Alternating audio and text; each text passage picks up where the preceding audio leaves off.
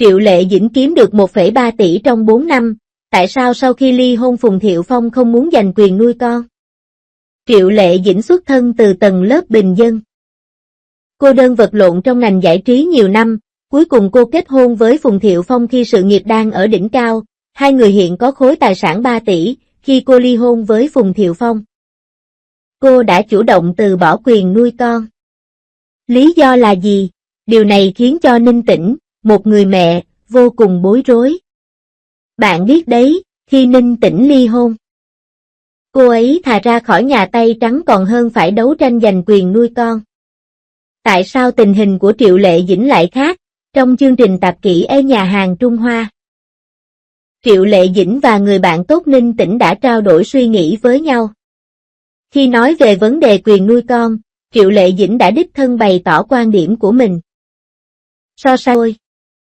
Những lời này vừa nói ra đã lập tức khơi dậy sự tò mò của vô số cư dân mạng. Được biết, dinh thự của Triệu Lệ Dĩnh tại Bắc Kinh nằm ở Thái Hòa. Ngôi biệt thự gia đình đơn lẻ này trị giá 80 triệu nhân dân tệ, từng được đánh giá là một trong 10 ngôi nhà sang trọng hàng đầu châu Á. Triệu Lệ Dĩnh đã hoạt động trong ngành giải trí hơn 10 năm và giá trị tài sản ròng của cô đã vượt quá hàng tỷ đô la. Ngôi nhà của cô ở Thượng Hải đối diện với tháp truyền hình Đông Phương Minh Châu và giá của nó ước tính khoảng hơn 100 triệu nhân dân tệ. Với tiềm lực tài chính như vậy, chẳng phải còn tốt hơn Phùng Thiệu Phong, một diễn viên tầm thường sao? Không. Một số người sinh ra đã ngậm thì vàng, không phải lo lắng về thức ăn quần áo, được Chúa ban phước. Trong khi những người khác lại sống cuộc sống khó khăn như ngọn cỏ, ngày ngày vất vả kiếm sống. Câu này chính là câu phù hợp nhất để miêu tả Triệu Lệ Dĩnh. Của Triệu Lệ Dĩnh vô cùng bình thường, cô sinh ra ở thành phố Lan Phường, tỉnh Hà Bắc, cha mẹ đều là nông dân chính hiệu. Bà đã trải qua tuổi thơ của mình trong một ngôi nhà đất ở lối vào làng. Mặc dù không phải là một chuyên gia, sau khi tốt nghiệp trường trung học kỹ thuật, cô đã làm nhiều công việc khác nhau bao gồm phát tờ rơi, phục vụ đồ ăn và làm nhân viên văn phòng. Cô đã trải qua những thăng trầm của cuộc sống từ khi còn nhỏ để kiếm tiền học phí. Triệu Lệ Dĩnh đã tham gia một chương trình tài năng và cuối cùng đã giành được giải quán quân. Từ đó, quỹ đạo cuộc sống của cô đã thay đổi và cô bước vào ngành giải trí đầy phức tạp và cơ hội. Ngành công nghiệp giải trí như thế nào? Đây là một thế giới danh vọng và tiền tài to lớn, đối với Triệu Lệ Dĩnh không có bối cảnh và tài nguyên mà nói. Muốn trở thành ngôi sao hàng đầu gần như là chuyện không thể nào. Hãy sinh ra trong một gia đình giàu có. Cha anh ấy là một ông trùm trong ngành dệt may Giang Nam. Và ảnh hưởng của gia đình anh ấy lan rộng khắp các vùng ven biển. Mẹ anh ấy là một ông trùm Thượng Hải với giá trị tài sản ròng lên tới hàng chục tỷ, là người thừa kế duy nhất của gia tộc Phùng. Phùng Thiệu Phong từ khi sinh ra đã có cuộc sống sung túc, chưa từng trải qua bất kỳ gian khổ nào trong cuộc sống. Ông sinh ra trong một gia đình giàu có. Dưới sự chăm sóc chu đáo của mẹ, ông đã phát triển sở thích về nhiều loại hình nghệ thuật, bao gồm violin, piano và khiêu vũ, khi Phùng Thiệu Phong 4 tuổi. Anh đã giành giải nhất trong một cuộc thi hùng biện có hàng ngàn người tham gia. Trong câu lạc bộ kịch và cuộc thi hùng biện của trường, anh luôn là tâm điểm chú ý nhất. Anh theo học một trường trung học quan trọng ở Thượng Hải. Là trụ cột nghệ thuật của trường, anh nhìn lại sự nghiệp diễn xuất của Phùng Thiệu Phong, có thể nói anh đã đạt đến đỉnh cao sự nghiệp ngay khi mới ra mắt. Với ngoại hình điển trai và khí chất độc đáo, Phùng Thiệu Phong đã có được nguồn tài nguyên mà nhiều người mơ ước ngay khi bước vào làng giải trí. Sau khi nổi tiếng, anh thay đổi bạn gái gần như mỗi lần đóng phim. Trở thành nghệ tiểu hoa khôi ghê có tiếng trong giới. 02. Một người lại cơ sở luôn cố gắng hết sức và tuyệt vọng tìm kiếm cơ hội để tiến lên, còn người kia lại thiếu gia dễ dàng tận hưởng mọi thứ. Vào thời điểm Triệu Lệ Dĩnh vượt qua muôn vàn chướng ngại vật, lên đến đỉnh kim tự tháp, hai người vốn chẳng liên quan gì đến nhau lại cùng đi đến một ngã tư vào lúc này. Ngày nay, Triệu Lệ Dĩnh không còn lại cô bé lọ lem đóng vai phụ ngày xưa nữa mà đã là minh tinh hàng đầu trong hàng ngũ diễn viên hạng nhất. Nếu cô không đạt tới độ cao như vậy trong đời, hai người vì một vở kịch mà gặp nhau, từ quen biết đến hiểu biết rồi đến yêu thương. Cuộc sống tình cảm của họ tuy giản dị nhưng lại tràn ngập ngọt ngào. Nhiều người hâm mộ ban đầu không có tình cảm với Phùng Thiệu Phong dần dần có ấn tượng tốt về anh sau khi họ chính thức công khai mối quan hệ. Hai người tiến tới hôn nhân vì đứa con của họ ra đời. Sau khi kết hôn, Phùng Thiệu Phong trở thành người hình mẫu lý tưởng trong mắt mọi người. Triệu Lệ Dĩnh quyết đoán gác lại công việc, tập trung chăm sóc thai kỳ ở nhà.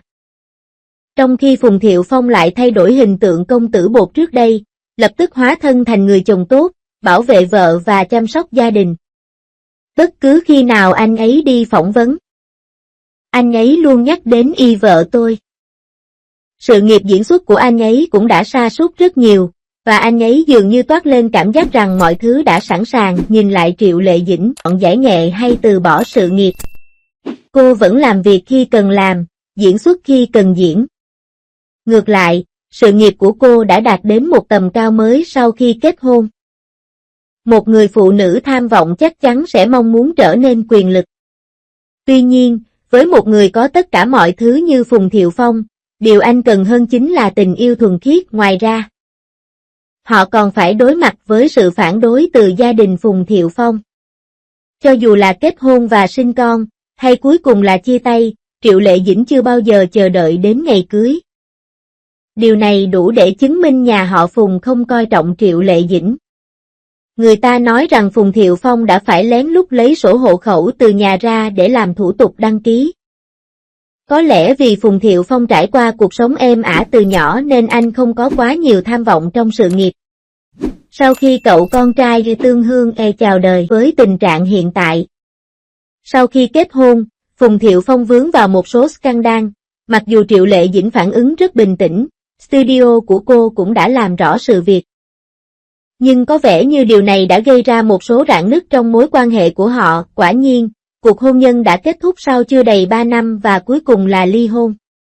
Khi hai người ly hôn, mọi người đều tin rằng Triệu Lệ Dĩnh sẽ giữ đứa trẻ lại, vì mọi người đều có xu hướng tin tưởng Triệu Lệ Dĩnh hơn về mặt tài chính và tính cách. Tuy nhiên, không ngờ Triệu Lệ Dĩnh lại chủ động từ bỏ quyền nuôi con. Về lý do, cô ấy chỉ nói 9 chữ, tình hình tài chính của anh ấy tốt hơn tôi vào thời điểm đó. Phần bình luận về vấn đề này tràn ngập những lời chỉ trích và cáo buộc. Có người chỉ trích, sinh con mà không nuôi thì ích kỷ quá, có người lại nói, có thể hiểu được. Nhưng tuyệt đối không thể tha thứ.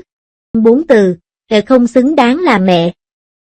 Tuy nhiên, Triệu Lệ Dĩnh chưa bao giờ đưa ra bất cứ lời giải thích nào.